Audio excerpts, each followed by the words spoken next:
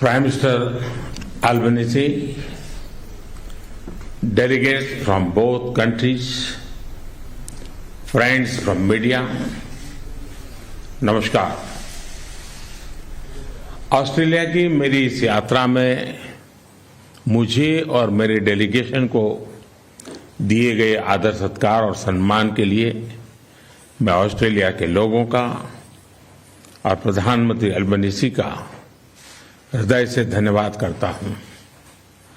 Prime Minister Albanese, delegates from both countries, friends from media, namaskar. I thank the Australian Prime Minister Albanese and the people of Australia from the bottom of my heart for a warm reception and respect extended to me and my delegation. मेरे मित्र PM Albanese का हृदय से धन्यवाद करता हूं। Prime Minister Albanese, delegates from both countries, friends from media, namaskar. I thank the Australian Prime Minister Albanese and the people of Australia from the bottom of my heart for a warm reception and respect extended to me and my maturity को दर्शाता है। अगर cricket की भाषा में मैं कहूं तो हमारे संबंध T20 मोड में आ गए हैं। I'm visiting Australia within 2 months of the visit of my friend, Prime Minister Albanese, to India. This is our 6th meeting in the past 1 year. This reflects a depth in our comprehensive relations, convergence in our views, and the maturity of our ties. In the language of cricket, our ties have entered the T20 mode. Excellency, जैसा आपने कल कहा था, हमारे लोकतांत्रिक मूल्य हमारे संबंधों का मूल आधार है। हमारे संबंध आपसी विश्वास और सम्मान पर आधारित है। ऑस्ट्रेलिया में भारतीय समुदाय हमारे दोनों देशों के बीच एक लिविंग ब्रिज है। कल शाम मैंने और प्रधानमंत्री अल्बनीज़ी ने हैरिस पार्क के लिटिल इंडिया का अनावरण किया। प्रधानमंत्री अल्बनीज़ी की पॉपुलैरिटी को भी मैंने वहां महसूस किया। Excellency, as you said yesterday, our democratic values are the foundation of our ties. Our relations are based on mutual trust and respect. The Indian community in Australia is a living bridge between our countries. Last evening, at the Indian community event, Prime Minister Albanese and I unveiled Little India of Harris Park. I could also sense the popularity of Prime Minister in the event. Friends, आज प्रधानमंत्री Albanese से वार्ता में हमने अगले दशक में अपनी कॉम्प्रिहेंसिव स्ट्रेटेजिक पार्टनरशिप को नई ऊंचाइयों पर ले जाने पर बात की। नए क्षेत्रों में आपसी सहयोग की संभावनाओं पर विस्तार में चर्चा की। पिछले साल भारत ऑस्ट्रेलिया एकटा लागू हुआ। आज हमने caeca comprehensive economic cooperation agreement पर फोकस करने का निर्णय किया। इससे हमारे व्यापार और आर्थिक सहयोग को और मजबूती तथा नए आयाम मिलेंगे। Friends, in my meeting with Prime Minister Albanese today, we talked about taking Australia-India comprehensive strategic partnership to greater heights in the next decade. We had detailed discussions on scope for cooperation in new areas. Last year, the India-Australia Economic Cooperation and Trade Agreement came into effect. Today, we have decided to focus on Comprehensive Economic Cooperation Agreement. This will further strengthen our economic partnership and open up new avenues for cooperation. Mining और critical minerals के क्षेत्र में अपने strategic सहयोग को आगे बढ़ाने पर सकारात्मक चर्चा हुई। रिन्यूएबल ऊर्जा में सहयोग के लिए हमने ठोस एरियाज की पहचान की। ग्रीन हाइड्रोजन पर एक टास्क फोर्स के गठन का निर्णय लिया। कल ऑस्ट्रेलियाई सीईओ से विभिन्न एरियाज में निवेश को लेकर मेरी उपयोगी बात हुई और आज मैं बिजनेस राउंड टेबल में ट्रेड, इन्वेस्टमेंट तथा टेक्नोलॉजी सहयोग पर बात करूंगा। We had constructive discussions on strengthening our strategic cooperation in the sectors of mining and critical minerals. We identified concrete areas for cooperation and in renewable energy sector. We have decided to set up a task force on green hydrogen. Yesterday, I had useful discussions with Australian CEOs on investments in different areas. And in Business Roundtable today, I will discuss cooperation in trade, investment and technology. आज migration और mobility agreement पर sign हुआ। यह हमारे living bridge को और मजबूती देगा। जैसे कि मैंने कल घोषणा की थी, लगातार बढ़ते संबंधों की गहनता के लिए हम जल्दी ही ब्रिस्बेन में नया भारतीय कॉन्सुलेट खोलेंगे और जैसे आपने भी बेंगलुरु की घोषणा की है। Today, we signed the Migration and Mobility Partnership Agreement. This will further strengthen our living bridge.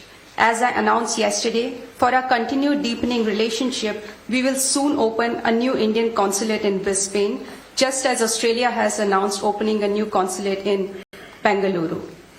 Friends, Australia में मंदिरों पर होने वाले हमलों और अलगाववादी तत्वों की गतिविधियों के संबंध में हमने पहले भी बात की थी और आज भी हमने बात की है। भारत और ऑस्ट्रेलिया के सौहार्दपूर्ण रिश्तों को कोई भी तत्व अपने विचारों या अपने एक्शन से आघात पहुंचाए, ये हमें स्वीकार्य नहीं है। प्रधानमंत्री अल्बनीजी ने इस संदर्भ में जो कदम उठाए हैं, मैं इसके लिए उनको धन्यवाद देता हूं। साथ ही उन्होंने मुझे एक बार फिर आश्वस्त किया है कि वो ऐसे तत्वों के विरुद्ध सख्त एक्शन लेते रहेंगे। Friends, Prime Minister Albanese and I have in the past discussed the issue of attack on temples in Australia and activities of separatist elements. We discussed the matter today also again. We will not accept any elements that harm the friendly and warm ties between India and Australia by their actions or thoughts. I thank Prime Minister for the actions that have already been taken. Prime Minister Albanese has once again assured me today that he will take strict actions against such elements in the future also. Friends, Bharat Australia संबंधों का परिप्रेक्ष्य केवल हमारे दो देशों तक सीमित नहीं है।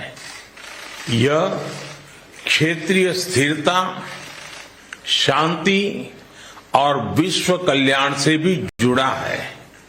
कुछ दिन पहले प्रधानमंत्री अल्बनीज के साथ हिरोशिमा में क्वाड समिट में हमने इंडो पैसिफिक पर भी चर्चा की। Friends, the scope of India-Australia ties is not limited to merely our two countries. It is also linked to regional stability, peace and global welfare. A few days ago, in Quad Summit in Hiroshima, with Prime Minister, we discussed Indo-Pacific issues.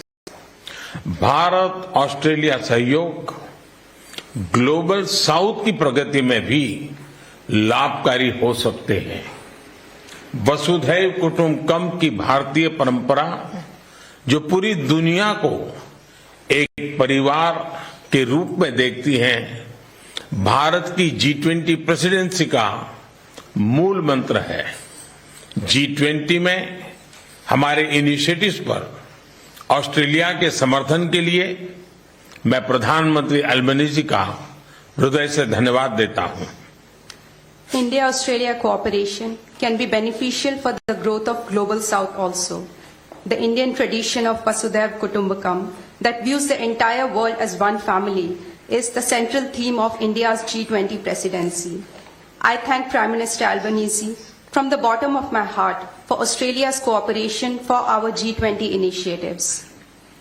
Friends, इस साल भारत में होने वाले cricket world cup के लिए मैं प्रधानमंत्री Albanese और सभी ऑस्ट्रेलियाई क्रिकेट फैंस को भारत आने के लिए आमंत्रित करता हूं। उस समय आपको क्रिकेट के साथ साथ दिवाली की चमक और धूमधाम भी देखने को मिलेगी। Friends, I invite Prime Minister Albanese and all Australian cricket fans to India for the Cricket World Cup this year. At that time, you will also get to see the grand celebrations of Diwali in India. Excellency, इस साल सितंबर में G20 summit के लिए आपका फिर से भारत में स्वागत करने के लिए मैं बहुत ही उत्साहित हूं। एक बार फिर आपका बहुत बहुत धन्यवाद। Excellency, I am excited to welcome you again in India for the G20 summit in September this year. Once again, thank you very much. Thank you. Thank you. Thank you. Thank you.